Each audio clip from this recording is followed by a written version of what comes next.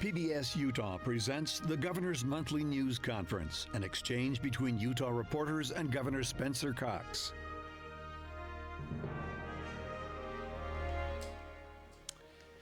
Good morning, ladies and gentlemen. It's great to be with you again. Thank you for joining us for our monthly news conference. We appreciate PBS Utah hosting us again today. I want to just start, if I might, take a little prerogative to shine a light on a couple of major ways that we're working to improve government without mentioning that today they usually get zero notice. So last month, the Department of Government Operations team, particularly the Division of Technology Services and the Division of Facilities Construction Management, successfully moved the state's data center. This is a really big deal for all of us in state government, and again, something that hopefully when it goes right, no one ever notices. It means that the state phone system, call centers, the print center, the automated firewall, database servers all moved to the cloud and to the state office building in Taylorsville. This is about security, and it was an immense task that required detailed planning, coordination, dedication, creativity, and teamwork. In fact, more than 350 state employees were involved in this move to ensure that the safety and integrity of the state's data remained intact. Remarkably, all of this happened on time and on budget without anyone noticing at all. There weren't any service disruptions, which means the mission was accomplished. Really proud of our team for doing that. The second unsung achievement involves revamping Utah's occupational licensing. A little bit of a boring subject unless you're trying to find a job and you're subject to those occupational licenses. Utah is a leader in licensing reform, and we have one of the most robust and open processes for qualified professionals to work that serves as a model for the country. But we're not satisfied yet.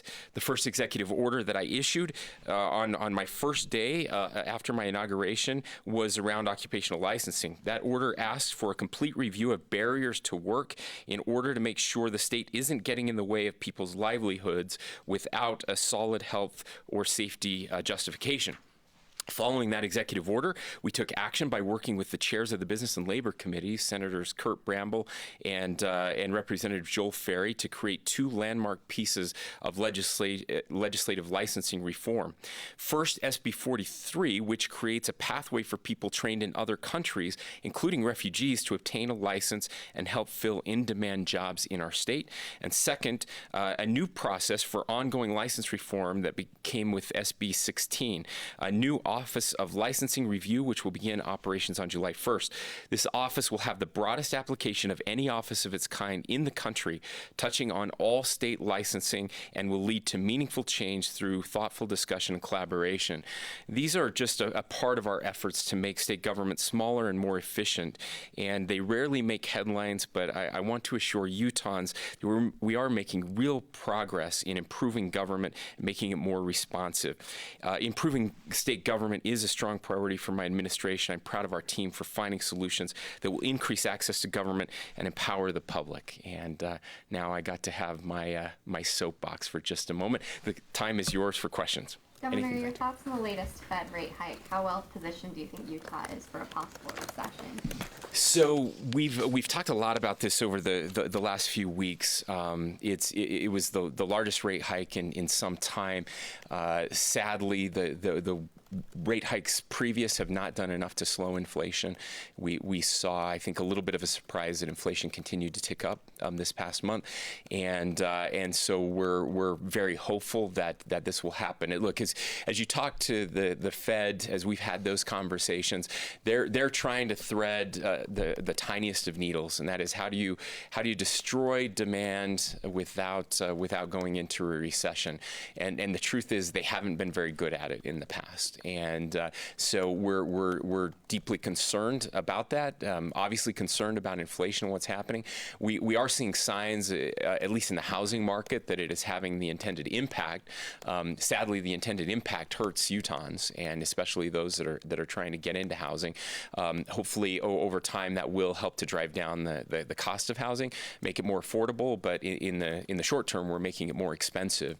In that, as interest rates rise, it's going to be harder for families to a $300 $1,000 mortgage now, you're going to see a $400 to $500 just back in the napkin dollar increase in your monthly mortgage payments because of those significant rate increases from where we were just a few months ago. So that's bad news. Ultimately, that will drive down the cost of housing as there is less demand for housing. There may also be another interesting note, though. Maybe people may be less willing to sell their houses, not just because of price coming down, but if you have a mortgage right now of 2% and you're looking to maybe move and buy another house somewhere else, you're not really excited to get rid of your 2% mortgage to get a 6% mortgage. And so I don't think anybody's sure exactly how that piece is going to shake out. Sadly, though, we do know from history that it is a move that has to be done. Probably should have happened earlier. There's a lot of talk about, of course, coming out of the last recession in 2007, 2008, 9, that time frame, that all the quantitative easing that happened never really peeled back, and so the economy was burning very, very hot coming out of the pandemic. Your question was, how is Utah positioned to handle any type of a backslide? And I believe that the data would prove this out, that Utah is situated better than really any other state to handle any type of a recession, both from the way that we manage our public finances as well as just the diversification of the economy. Being one of the most diverse economies in the country, with very low unemployment, that's working in our favor as well. And having just returned, I spent 2 days in the San Francisco area talking with entrepreneurs and tech leaders, business leaders there. They agree with that assessment that Utah is very well positioned to weather any type of a downturn in the economy. On talks to give Utahns relief at the gas pump? So we continue to have these discussions. There's some important things that happened yesterday that I would point out, and one of those is a hearing around the free fare, reduced fare for transit. That's something that I've certainly been pushing for the legislature to help alleviate. Obviously, not everybody has access to transit, but a lot of people have a significant majority of Utahns have access to transit. To make that a significant alternative to paying $5 at the pump. And I thought the hearing went well. I thought UTA and UDOT both were at the hearing.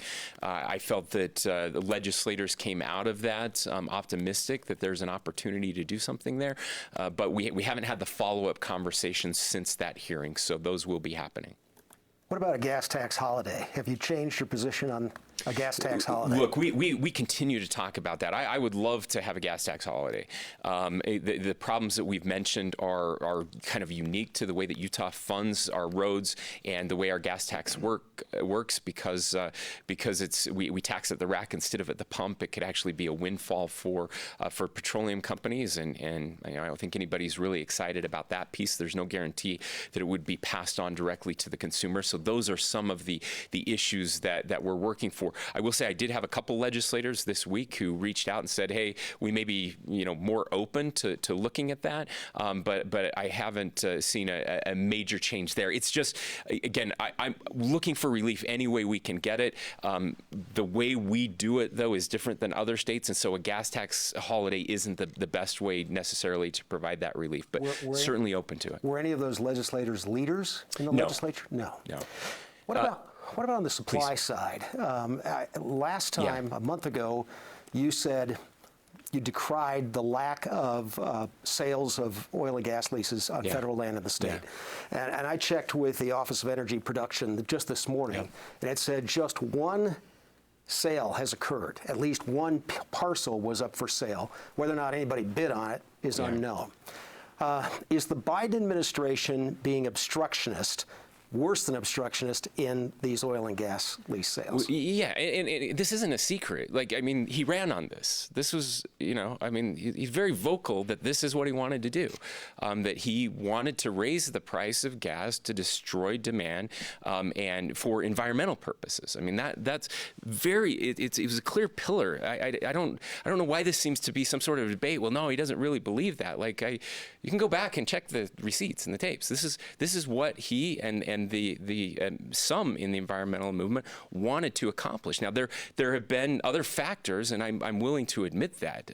That was obviously before there was a war between Russia and Ukraine, and so that has certainly added to the issues out there. But it's very concerning, I think, to a lot of us when the message at home and the message to those that are invest in this area is that you should not invest in this area, that we're not interested in future production.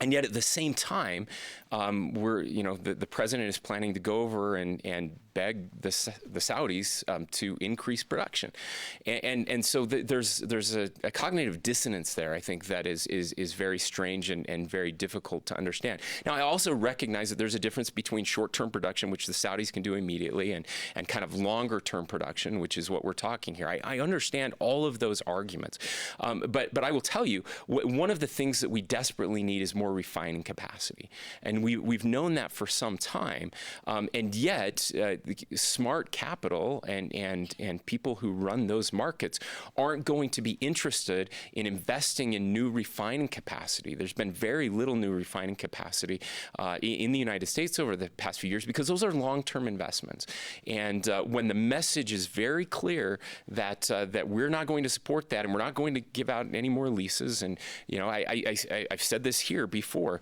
The Obama administration was doing about 80 leases a year in the state of Utah.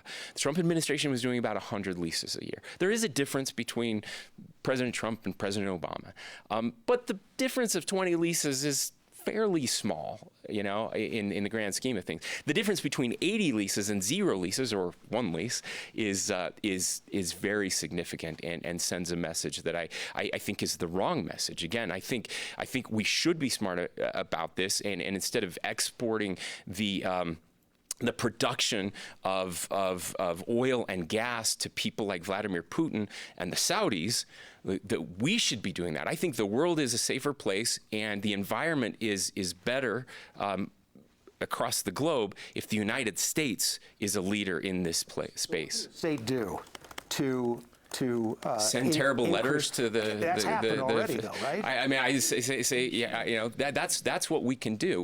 We don't have control over the almost 70% of Utah that is owned by the federal government. And what do you think of the administration's argument? Well, we already have all these leases that they haven't drilled on, they haven't explored. Sure. Yeah. What about that? Well, again, as you drill down, no pun intended, into those statements, you'll find a couple things. So first of all, there are leases where they know there isn't production, and those leases have been offered, and that's why many of those leases have not been utilized.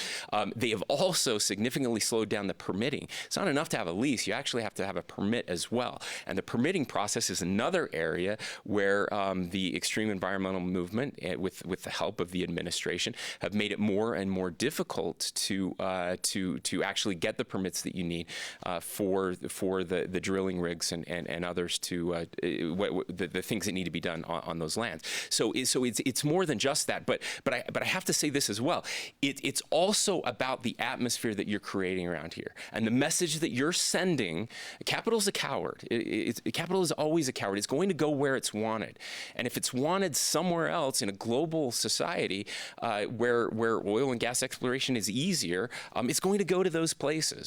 And again, that's the message that is being sent, even more than just the leases themselves. The message is we're not going to do this anymore here. We don't want any of this. And it's just crazy to me at a time when now again, energy is getting more expensive, but it's also getting less reliable. I was just in California where they're talking about rolling blackouts this year because they don't have enough energy, enough reliable energy to accomplish what they want to accomplish. And we're going to get there. We are going to get there as a society. It's happening with renewables.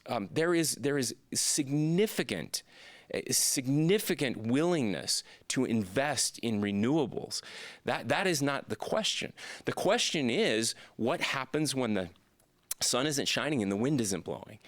That's why I've been a huge advocate for nuclear fuels as well. I think if you're really serious about climate change, you have to be talking about nuclear.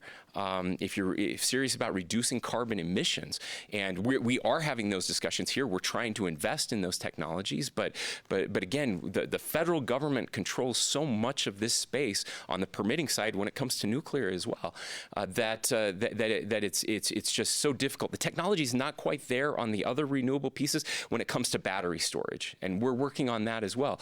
Huge hydrogen project that has been announced. The Department of Energy, Utah is leading in the renewable space. So again, it's a false choice. It's not just about whether we're going to have fossil fuels forever and never get better, never reduce carbon emissions.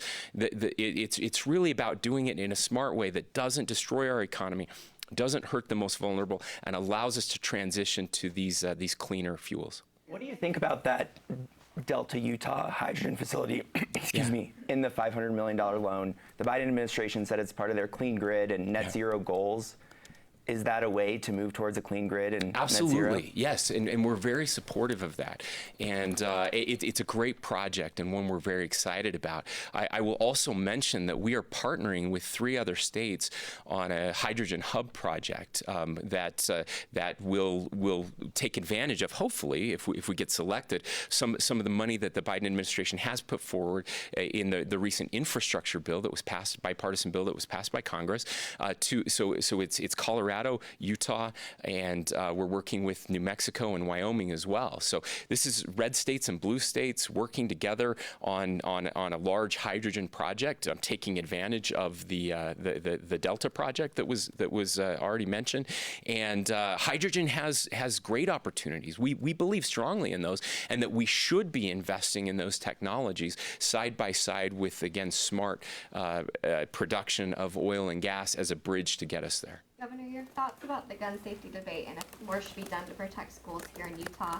And can you also give your thoughts about red flag laws? Sure. Yeah. So this is obviously a very contentious debate and has been for some time. Let me just say that what happened in Uvalde is just unthinkable, unspeakable. It's horrendous. I can't get those images out of my head like many of you, and the devastating thing is it's happened before, and we know it's going to happen again.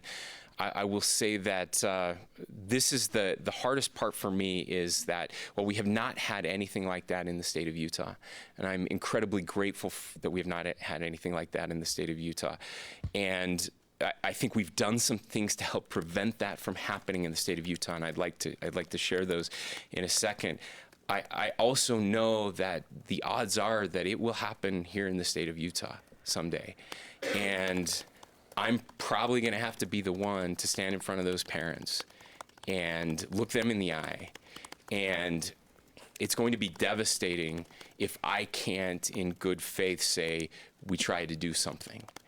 And so as I've talked to legislative leadership and individual legislators that I've had the chance to discuss this with, what I've asked them is to please keep an open mind, just kind of eliminate any prior biases, and let's have a conversation and see if there are some things that we can come together on.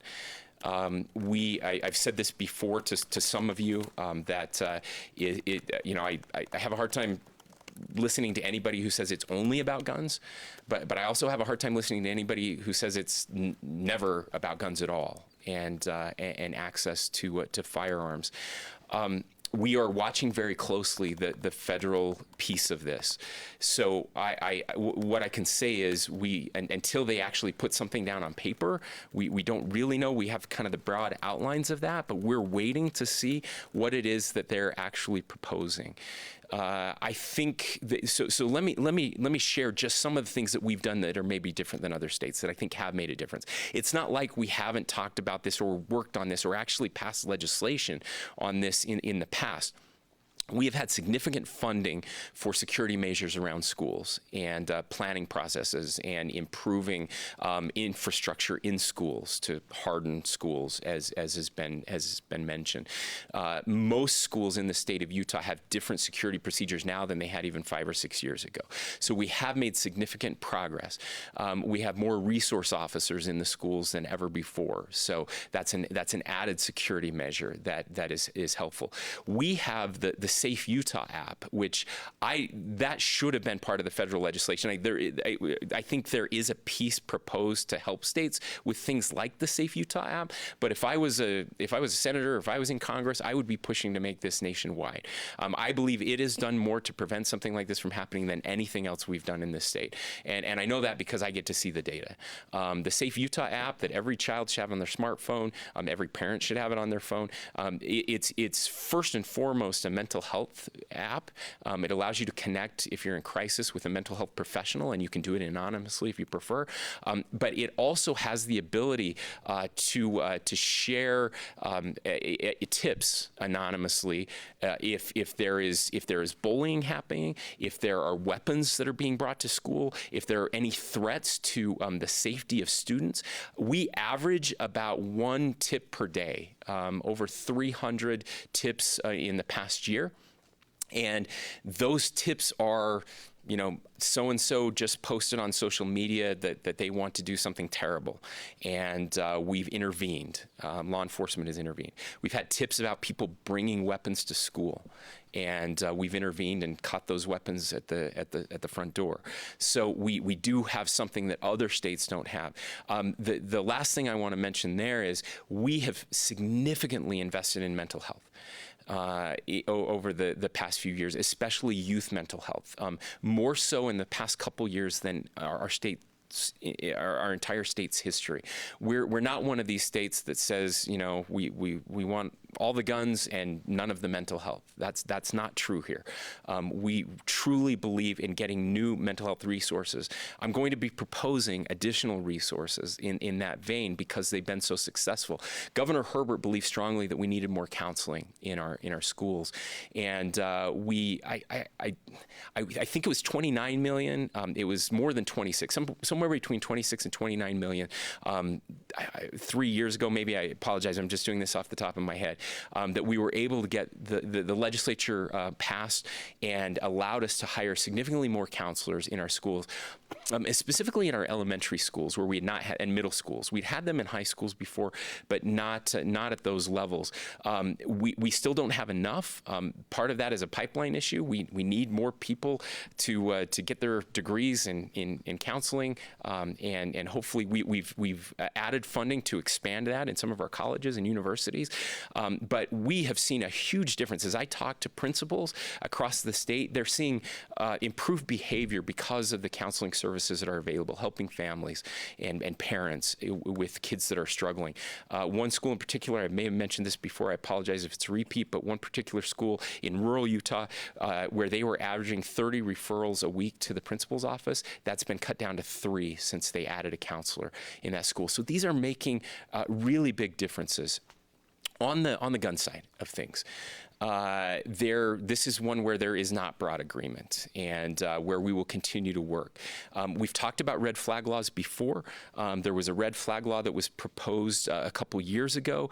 It did not get out of committee, and the legislator who ran that lost it at convention this year. So certainly I think there's some concern about that around members of the legislatures. I have those concerns. Please. Would you support a red flag law? So what I've said before, and I will say again, in theory, I think most people support red flag laws. The idea that is to not impact someone's Second Amendment right to own a weapon, but if someone is a threat to themselves, to their families, the ability to remove those weapons for a short amount of time time with a constitutional hearing of some sort, so that their constitutional rights are protected.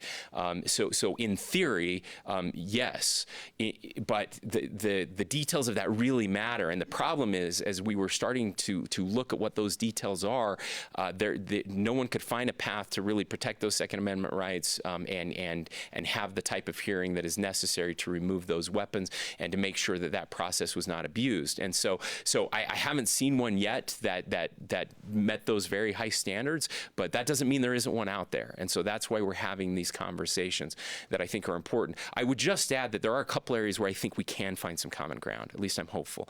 And one of those is around gun ownership and responsible gun ownership. One of the things that concerns me, look, I grew up.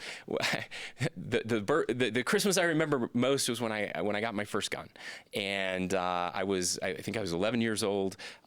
It was kind of like a Christmas story moment. My dad hid the .22 after all the presents were open, and I thought Christmas was over, and then the .22 was hidden back there, and it was just the best, and I couldn't wait to go out, and I did. A few years later, I got my first shotgun, and that was important to us. I carried a rifle to school my sophomore, junior, and senior years in my truck, on the rack in my truck to hunt after school. Half the guys in my school had guns with them at school. But we also had a deep and abiding respect for those weapons. We were taught from a very early age that they were dangerous, that we respected them, and that is an important piece of our culture that I think is being lost. We didn't celebrate them as a way to intimidate people. This gun culture change that has happened over time, I don't think is healthy. I think that guns should be respected, and I am hopeful, and we'll be having these conversations with the gun advocacy community, that they can help us restore that respect for those weapons and the way that they're used, and should not be abused. The second piece around this is locking up those weapons that I think is very important. We have made some strides on the suicide prevention piece. While we have not had a mass shooting like the ones that we saw in Texas and other places, we do have too many suicides. And we do have far too many domestic violence incidents.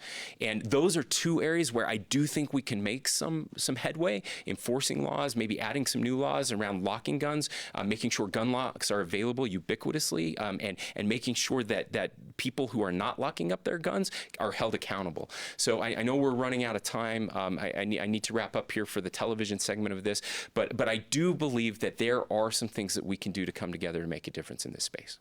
All right, thank you so much, Governor. That's all the time we do have for our television broadcast. Thank you for joining us for the Governor's Monthly News Conference. I wanted to ask you a quick question. We've seen in recent reports the Utah Inland Port is paying millions of dollars for rent for the proposed land where it's going to be built, but the project is delayed in breaking ground. Can you tell me your thoughts on the delay, yet we're still paying so much money for rent? Sure, yeah. Obviously, we don't like to pay money for things that we're not receiving yet, and there have been some delays. That's understandable with any type of big project, but we're working very hard. We just had a change in the board makeup this last legislative session. The purpose of that change was exactly this. We had too many politicians on the board. We don't need politicians on the board now. We need people that understand logistics and can help us really move this forward. And so those changes are going to be happening at the administrative level as well as at the board level. I will say that the inland port is more important now than I thought it was even 2 or 3 years ago. As we've been able to have these conversations with companies both in Utah and outside of Utah. It's incredible the manufacturing opportunities that are coming back to the United States. We have not seen anything like this in probably 40 or 50 years, where more and more companies have decided that they're going to move their manufacturing back to the United States or just going to start manufacturing here. There's a couple reasons for that. Of course, the supply chain issues that we've seen through the pandemic and after the pandemic, problems in China right now, and the geopolitical tensions that exist nationwide, but also the technology now, the ability to do high-end manufacturing in the United States and create jobs for people, but also use this new technology to manufacture. We've been talking to battery manufacturers and others that are really interested in Utah right now. And so it's an exciting time for the inland port. Every one of them says we have to have the inland port for us to bring these jobs to Utah. That's going to help rural Utah especially. Governor, back to gun reform. One of the arguments that's been made is something needs to be done, even if that's not technically the right something. People feel like they are tired that government is being retroactive instead of proactive when it comes to something like this. Here in Utah, what's the stalemate? Why has it been so hard to even come to an agreement and let something pass or get on the books to maybe make Utahns feel more comfortable with their government? Sure. Well, I want to push back just a little bit and say that, again, in Utah, unlike some other places, we have done some things, and I listed those, and I think it's important to say that we have made progress on those issues. And sometimes, again, with all politics being national, we don't hear some of those major steps that we've taken here. And look, anytime you're talking about limiting a right, and whatever your view on the Second Amendment is, it is a constitutionally enshrined right, with case law and everything that comes along with that. I don't believe that government should just do things to do things, and so even if it doesn't make a difference, we should do it. That doesn't resonate with me. I want to do things that make a difference, and so that's why some of the proposals that have come forward, when taken to their logical conclusion, would have no impact on some of these other shootings. So I don't think that that's helpful. In fact, I think that makes it harder for people to trust the proposals that are coming in. And look, we are in a state that very much values that Second Amendment right, and have from the beginning of our history. That kind of mistrust or distrust comes from an honest place for many of us. I've talked frequently about my family and the way that they were violently removed from their homes and kind of sent packing and ended up here in the state of Utah. So those are things that are certainly ingrained in our history and give us pause when we're having these conversations. But that doesn't mean that we shouldn't be able to find ways to work together. And if there are, one of the things that my staff is doing right now is they're compiling data on all of these mass shootings that have happened over the past 10 years. And we want to look at those individually. I will say I think we've made a mistake as a country, and Congress has made a mistake by not being able to use public funds to study these issues. We did pass a bipartisan law 2 years ago, I think, to study rampage violence, and which is very different. One of the mistakes we make too is conflating these rampage type scenarios where someone shows up and indiscriminately starts killing lots of people with more targeted mass shootings. They're both terrible. Don't get me wrong, but there's a different. Psychologists will tell you there's a different psychology in those two things. And so when residents hear like we've had 1,000 mass shootings or whatever in the United States this year, they're like, really 1,000? Because they're equating them differently. And so I think it's important. So we had passed a bill to study this rampage violence issue. Unfortunately, that was the COVID session, I believe, when that finally passed. And a month later, we peeled back all of the funding for almost every bill that passed,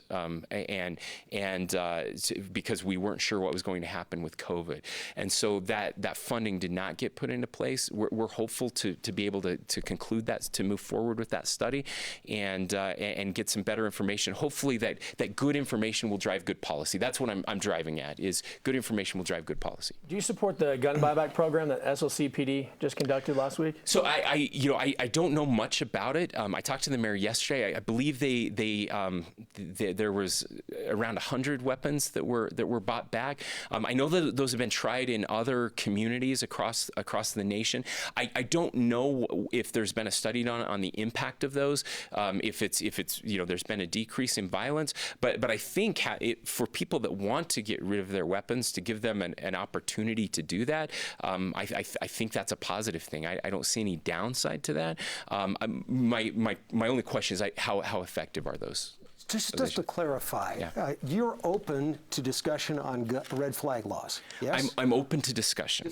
You're not supporting them. You're open to discuss Correct. them. What else are you open to discuss related to guns? Well, I mentioned just before the break, and I apologize. I know we had one question, and I took way too long to answer it, and I apologize for that. But it sounds like an issue you want to keep talking about. So, the domestic violence piece is one where I really think we need to talk about. So while we haven't had any mass shootings, we have between 30 and 50 deaths, domestic violence deaths every year.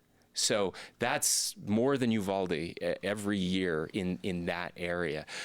And I'm deeply concerned about that. We have seen an increase in domestic violence in our state over the course of the pandemic. I received some preliminary data yesterday that we are seeing declines in crime across the state, but the domestic violence crime has not been receding like some other crimes over the course of this year, which deeply concerns me. And so I don't know what yet, but I do think that this is one area. We already have laws on the books that allow us in a domestic violence case to prevent people from purchasing weapons or prevent them from, and even in some cases, taking those weapons away. And so I want to study those laws, see what we have on the books, see if there's something more we can do. And then again, in the suicide prevention piece and the gun lock piece, can we do more from a legislative perspective to require people to keep their guns locked up, which will prevent suicide, could also prevent some of these mass shootings, and prevent easy access to weapons, prevent weapons from being stolen, prevent domestic violence. That could help across the board. And traditionally, the gun rights advocates have been much more open to discussion around gun safety and storage of guns than some of the other proposals. Increased penalties if you don't lock up your gun? Potentially. I would be open to that. Okay. Yes. Felony, I don't know. Well, I need to look at it. I'm just spitballing here some of the ideas that we've been kicking around, and that's one where what I would like to do for sure is, and we've done some of this, is to require a gun lock with every purchase, so that those be provided with the purchase of any weapon, so that anybody who buys a gun gets a gun lock with it, so they have that. That's the kind of the carrot approach. Like let's make sure. I would even be open to public funding to help do that. We've done some public funding before in the past, very successfully. We've had private partners who have joined us in this, including some of our gun shooting clubs who have helped us, donated to get more gun locks out there.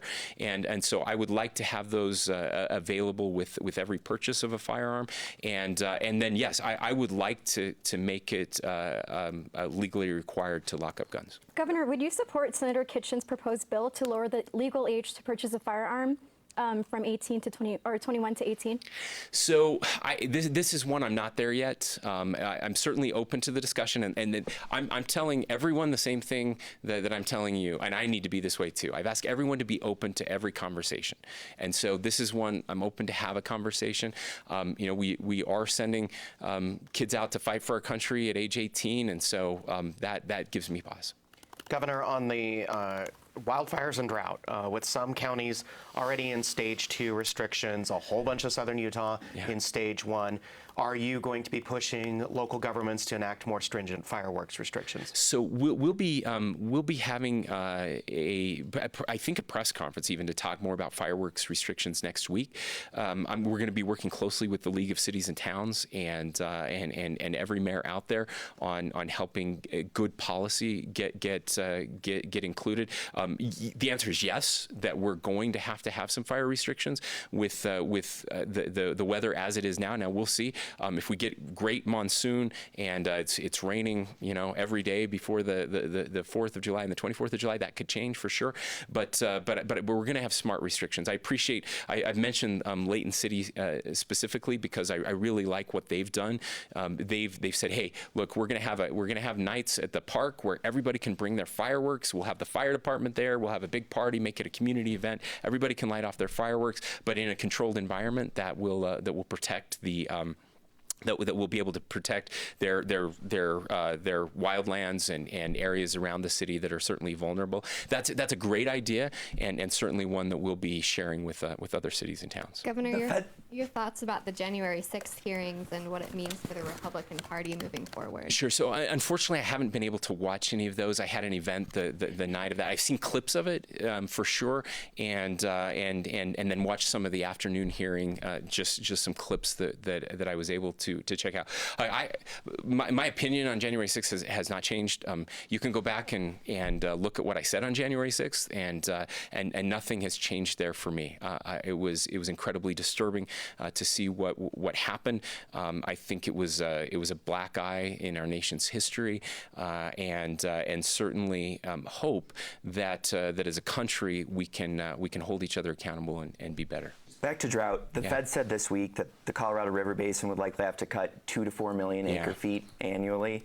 What does that mean for Utah in terms of drought management? Are the voluntary measures in suburban and urban areas enough to meet that reality? Yeah, so the answer is, well, let me back up.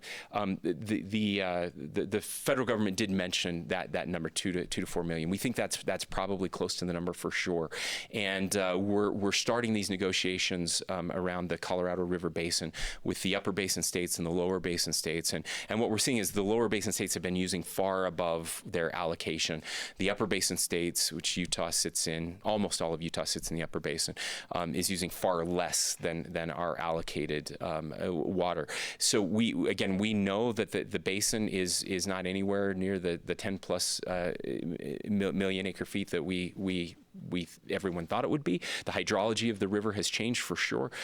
We hope there will be more investment in improving the hydrology of the river, and some of that has to do with the way that we care for our public lands and removing invasive species. Again, treating our public lands, our forests, so that we have cleaner, better water, and we're doing more of that here in Utah than just about anywhere else. The second piece of that question, though, is are the measures that we've taken enough? And the answer is yes, and we proved that last year. Now, as we continue to grow over the next 10 years, as if the drought continues, that may not be enough. We may have to do more. Certainly, we're going to do more around the Great Salt Lake. We've had a huge change in the way that we allocate water, the ability for us to allocate water in different ways instead of just proving beneficial use. That getting water to the Great Salt Lake can be counted as a beneficial use. That's a huge change for us, and one that we believe and that experts believe will make a big difference. What we saw last year from the public was incredible. If we can replicate this year, and there's no reason we can't, we're going to be okay. And I certainly appreciate the efforts of Utah's water managers and most importantly the public. What about ag? Ag, yeah. So ag is a huge piece of this, and we're very excited. We have already closed the first round of funding for our ag optimization program, and there were tens of millions of dollars. I don't remember the exact number that will be allocated from that. We will have a second round allocation that will be happening.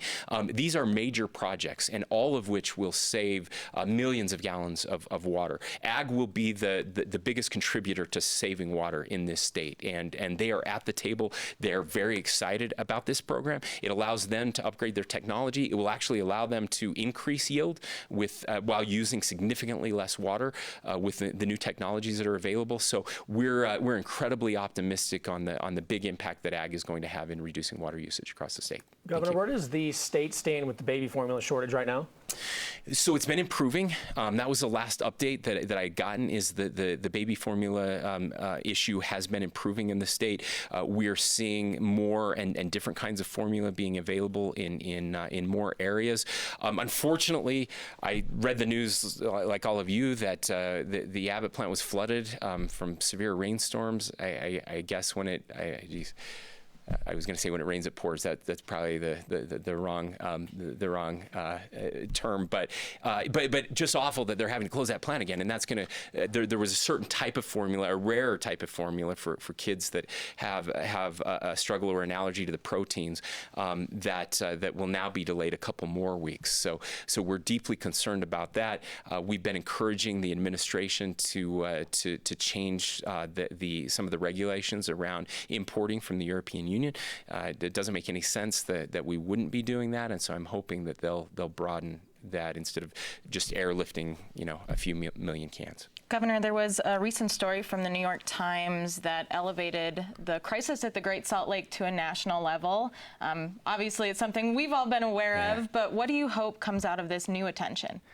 Well, I hope what comes out of this new attention is that people will pay more attention to local media.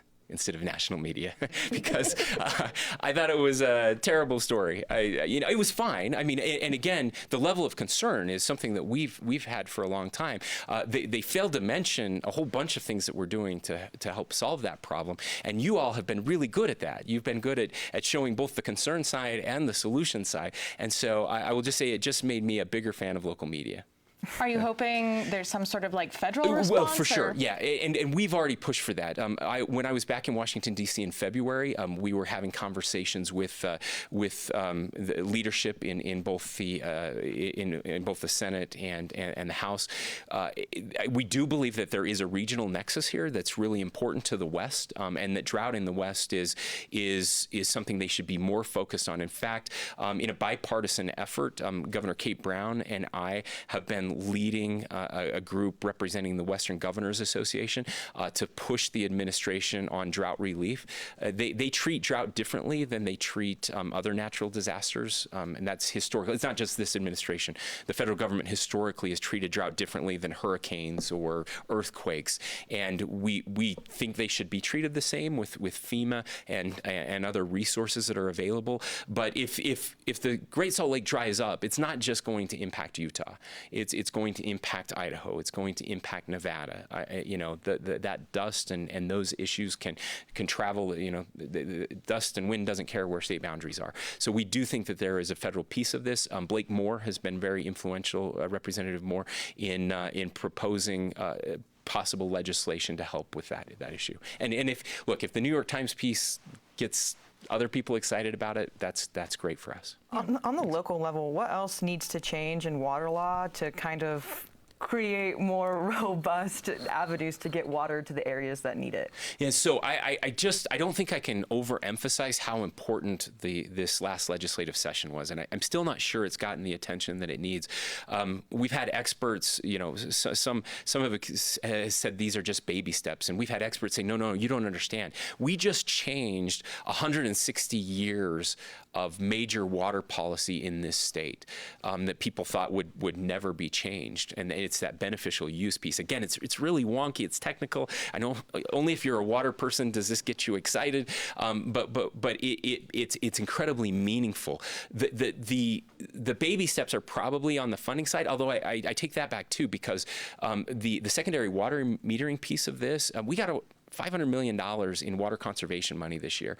A significant piece of that to secondary metering, which is also a big sea change. This idea that we're going to start metering all of the water usage in the state, which I know sounds crazy that it hasn't happened before, but it's a really big deal. It's really expensive, and it has to happen. But more money to the Great Salt Lake piece of this, and the speaker has been very clear that he's planning to help get more money to that piece. We got the $50 million last year, but that was just a baby step. That we need significantly more there. So I don't know that we need more changes around the structure now. We need to play this out and see if these changes are working, but certainly definitely need more around the funding piece. Do you have an update on that $50 million to Great Salt Lake? If any of it been put to use, if so? So it will start July 1. That's when the new budget begins. So all of the new funding that was passed during the legislative session, that will begin on July 1. And our teams are ready. We're going to be working with nonprofits and experts across the region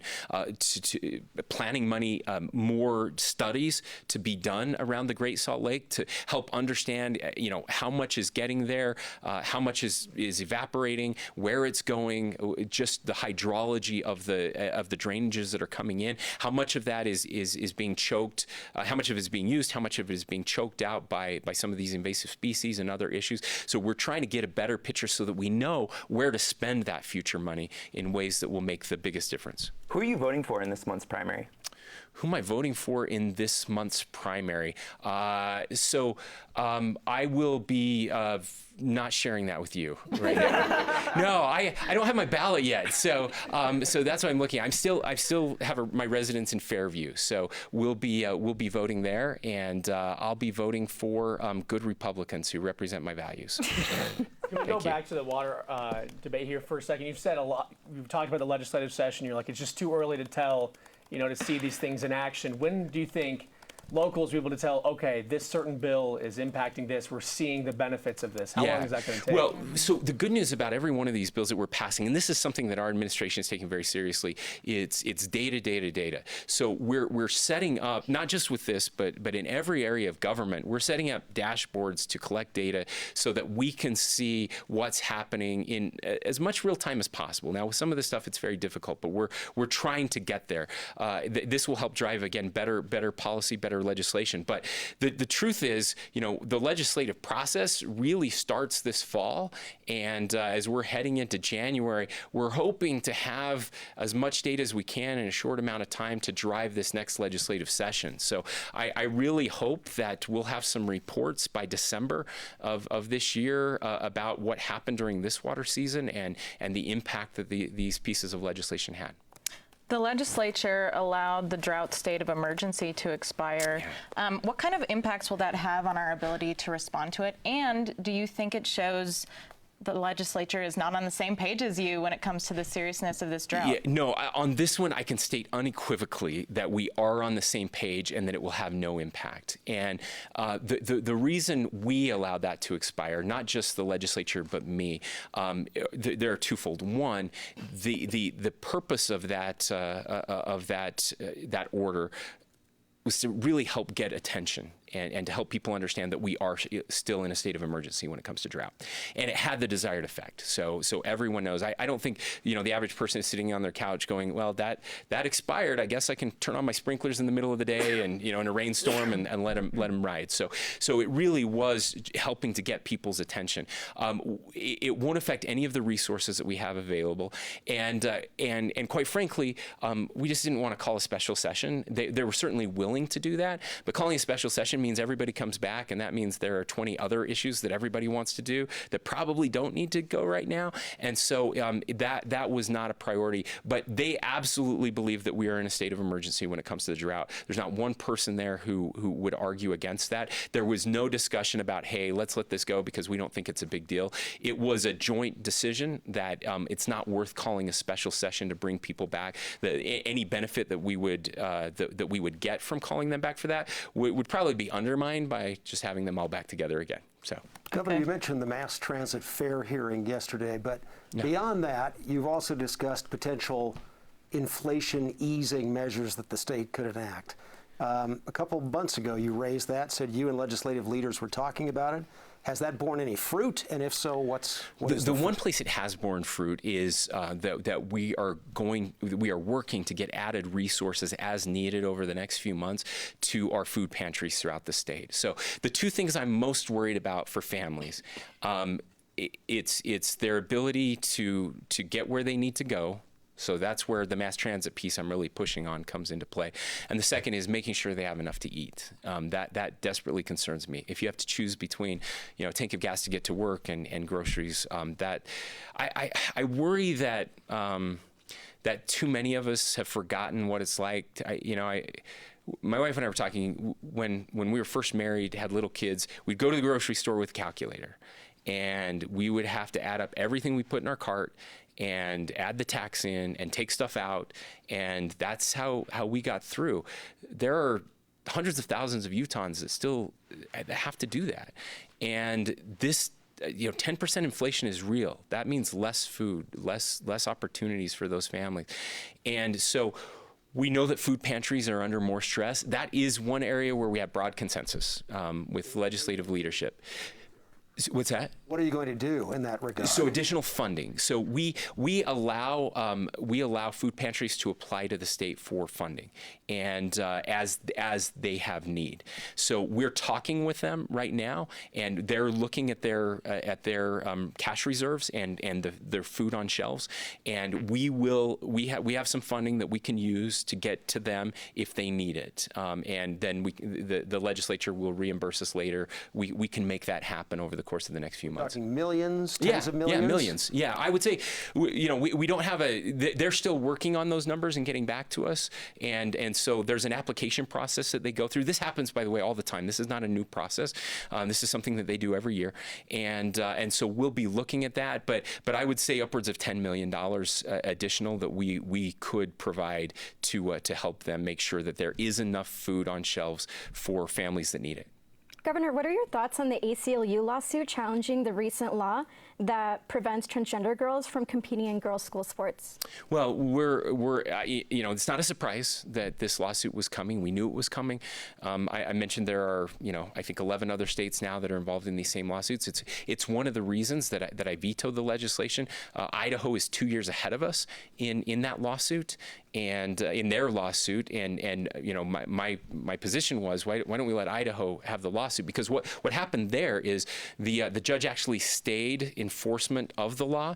So even though Idaho passed their law 2 years ago, transgender youth are still participating in sports because the law has been stayed. So they got the lawsuit and they still don't have the law on the books. And it made sense to me not to do that. In fact, you'll remember that one of the reasons I was concerned was that there was no provision to protect the High School Athletic Association or a school district from being a party to that lawsuit, and it could actually bankrupt the High School Athletic Association and a school.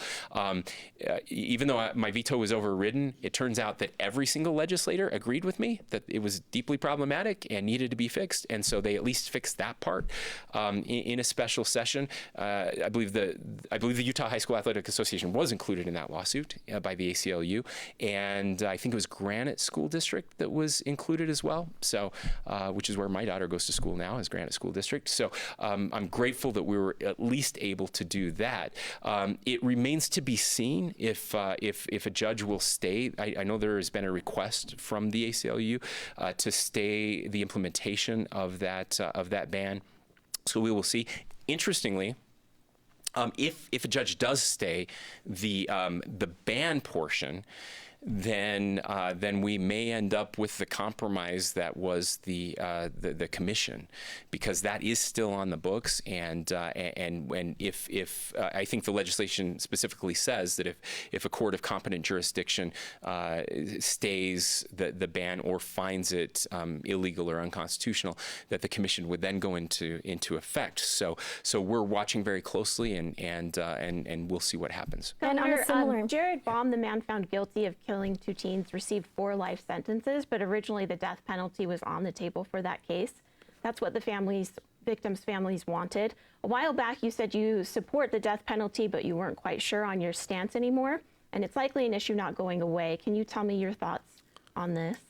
Sure. So look, we don't see many death penalty cases anymore that actually end up with the death penalty, and I had several conversations during the legislative session. That bill ultimately ended up not going anywhere, not passing, but it was really interesting. I talked to families who were victims that did get the death penalty for the perpetrator, who now regret it and think it was a huge mistake, and they're advocating against the death penalty now, just because it takes so long. It re-victimizes the family. There are so many hearings. It's not working the way it was meant to work. I did hear from other families though who still support the death penalty, and so it was certainly a mixed bag. Ultimately, we didn't get to a point where I had to make that decision. My heart breaks for that family. And I think most families in those situations support the death penalty. And then many of them, when they get it, stop supporting it because they realize it wasn't what they thought it was going to be. But some still do. So I'm grateful I haven't had to go through that type of a situation. And I don't know if it will come back or not, but we'll certainly be watching if it does. I think we had a follow-up. Yeah. Please. Governor, what are your thoughts on the planned white supremacist riot that occurred at the Idaho Pride events? Yeah. The that white nationalist neo-Nazi group in Coeur d'Alene, is that? Yeah. I thought it was sickening, disgusting. there's just no room for that in our society today. And I sincerely hope that there are some changes of heart from those who were arrested, that they'll reevaluate their lives and how they ended up in that situation and find a better path. I will tell you from a law enforcement standpoint, our law enforcement does a great job of trying to monitor those types of hate groups and obviously hoping to try to prevent any sort of violence or terrible acts from happening. Everyone has their First Amendment rights. I understand that, but there's just no place for that in our state. 6 of those people were from Utah. Is that indicative sadly, of a problem in the state? Well, sure. It's indicative that there are people, a small, I think they're a very extreme small group of people, but they exist nonetheless. I wish they didn't.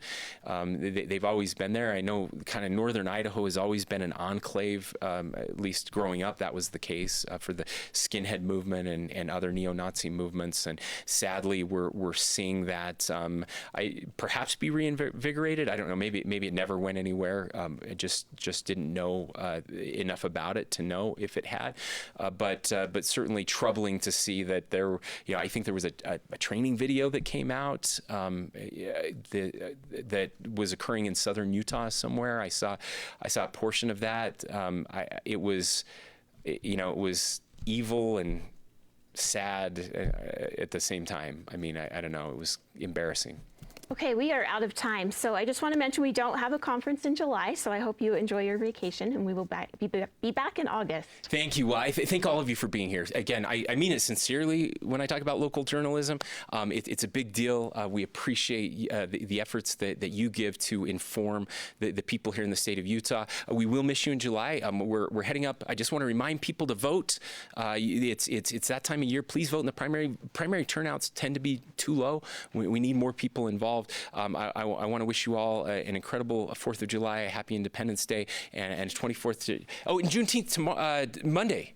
It's Sunday technically, but we celebrate it on Monday, and I'm going to be speaking at a Juneteenth event on Saturday up in Ogden, one that's been around for many, many years. I know there are several Juneteenth events all weekend long. We're really excited. This is the first we've celebrated it, but not as an official state holiday. I want to congratulate the legislature for getting that passed. And so yes, we have Juneteenth, and then the 24th of July, Pioneer Day. So much to be grateful for, so much to celebrate. We hope you have a wonderful summer, and we look forward to seeing you again soon. Thank you. Thank you, Governor. Thank you.